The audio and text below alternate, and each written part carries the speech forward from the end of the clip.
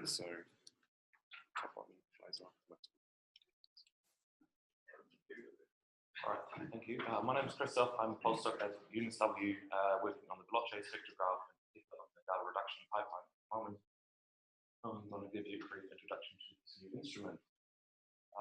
As many of you would have heard, I guess, the AAT is getting a new high resolution spectrograph to replace Huckle's, which is going to have its last observing run in January.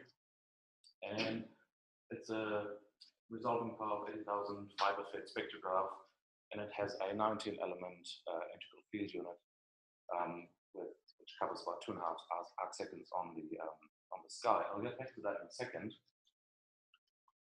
Once it's completed, we'll have 3 channels, Rosso, Verde, and Azzurro, covering about the wavelength range from 380 to 930 nanometers.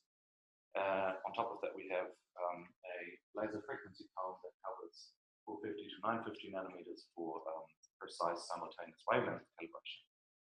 So, as you can see by the laser frequency column, the design was driven to do precise rate of velocities for exoplanet science, but really you can use it as a general purpose spectrograph, and it's better than I won't go into too much technical detail. We use a VPH for cross dispersion, but I said I had 3 channels. So Veloce Rosso is what's currently being built, and we'll go to Silent Springs for commissioning in March. That's the red channel, which covers from 590 to 930 nanometers. But we just received great news that the Verde and Azzurro channels are funded, so they'll go extend the wavelength range all the way down to 350 nanometers in the future. It is a temperature and pressure stabilized spectrograph, not as ultra stabilized as ours, but stabilized at above ambient temperature and at overpressure because it's cheaper than having it in a vacuum tank. We just want to be stable enough so that any tiny changes that occur over time can be modeled out. So coming back to the IFU, we have a 19-element, an array of 19 hexagonal fibers, one central one, an inner ring of 6, and an outer ring of 12 hexagonal fibers that are then rearranged into a pseudo-slit that feeds into the spectrograph. We also have 5 sky fibers and 2 calibration fibers. One is xenon, and the other one is the aforementioned laser column that actually feeds into a single mode fiber. And for additional, so what this does, it essentially kills the spatial information of the light, and this is optimized to the seeing conditions there. So within the 2.5 or 6 arc second area, we capture essentially all of the light, and these are then fed into octagonal fibers for additional scrambling before they're fed into circular fibers that feed into the pseudo-slit. I'm going to skip this, just show you the optical layout and the size of the instrument. It's rather compact. This is in the lab being assembled a short while ago. And so what awesome science can we do with it? Well, the first thing, what I'm most excited about is exoplanets. So the first thing that comes to mind would be follow-up observations for the test satellite mission that is going to launch in March next year. The nice thing is that essentially all of its targets are bright enough so we can observe it with the AAT, 3.9 meter telescope. And also it surveys the southern sky first, which means we can start follow-up observations earlier than in the northern hemisphere, and the data release is going to be public. We also want to identify and study the most stable stars in order to find solar system analogs and study system architectures, which is the most easiest around the most stable stars. And with the wavelength range of the Veloce Rosso instrument being about 600 to 930 nanometers, which is in the red, it's ideally suited to do spectroscopy of red M dwarfs. So we want to find habitable zone planets around M dwarf.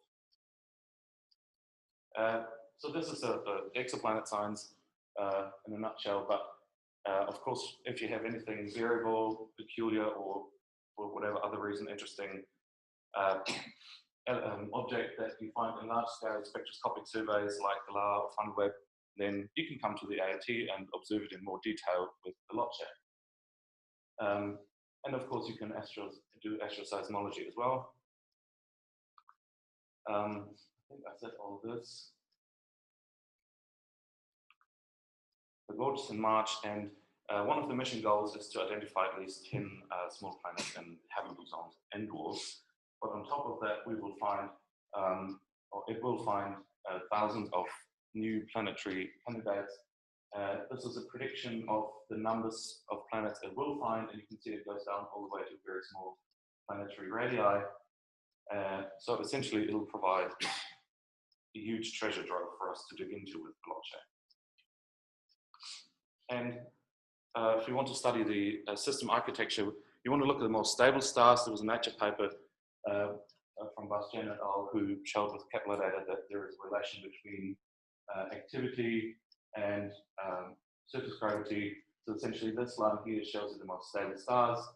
And some of them will host planets, some of them won't. But if you focus on those and do a long-term observational campaign, which is one of the problems that TESS can't do. TESS can't go out to orbits of more than, say, a few months, whereas from the ground we can just observe it long-term and find the outer planets. And that's the easiest to do with the most stable stars. Why do we want to do this? Well, I stole this slide from Christini. So he said, essentially everything we predicted about the system architecture of exoplanet systems was wrong. So we need to carry out long time-scale observations from the ground to understand the system architectures and ultimately plan information.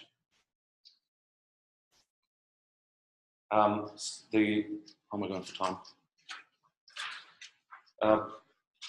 The timelines of what we want to do, as I said, in March, late March, it'll go to the AAT for commissioning, which is at the same time that the TESS satellite mission will actually launch. So in the second half of next year, we want to start follow-up observations of TESS. And then as a second priority, we want to start identifying the most stable stars. Next year, do all sorts of exoplanet science. Plus, anyone can apply for time with it. So we will do whatever amazing science you guys can come up with. And just very briefly, I want to show some simulations because I don't have any real data yet. So I use the Shell++ simulator code that was written by my colleague Julian Stürmer in Chicago. This is the entire chip. And if you zoom in, these are the individual orders, and you can see these beautiful laser comb lines. Then you have the 19 science fibers. This is solar spectrum, so you can see a bunch of absorption lines there. Then there's a little gap, which is where the sky fibers will be. And then underneath that are some thorium xenon lines.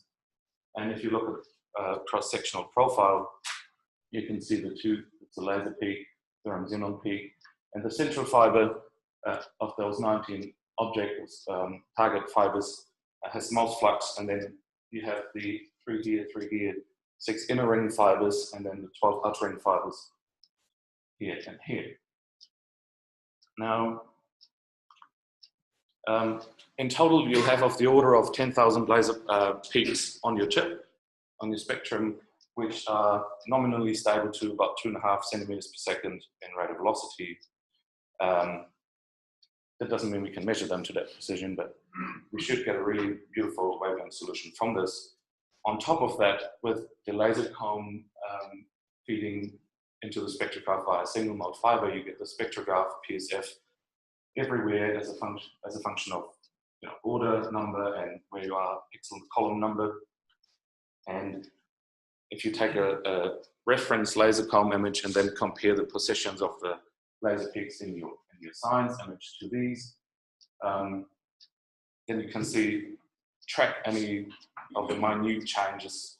You can see there's a stretch of rotation or a shear or whatever. And potentially it's even good enough to just get a differential wavelength solution relative to your reference image, because the changes, the spectrograph is stabilized, so the changes will be very small. And last slide. One problem that we might face is you arrange the fibers into that pseudo slit, but there will be very slight offsets in dispersion direction as well as in spatial direction, but that will be not so bad. So essentially some of the light from this fiber here, it will be redshifted, this one will be slightly blue shifted. So if you mush it all up and extract it as one, there's two things happening. One, you lose a little bit of resolution, that's not so bad. But depending on the input illumination pattern, you add radio velocity noise. So I think it would be ideal if we could extract each fiber individually using optimal extraction. That's what I've implemented for now. But whatever the method of extraction is, you get individual fiber radio velocities and then take some sort of weighted mean, weighted by a signal to noise and Doppler content.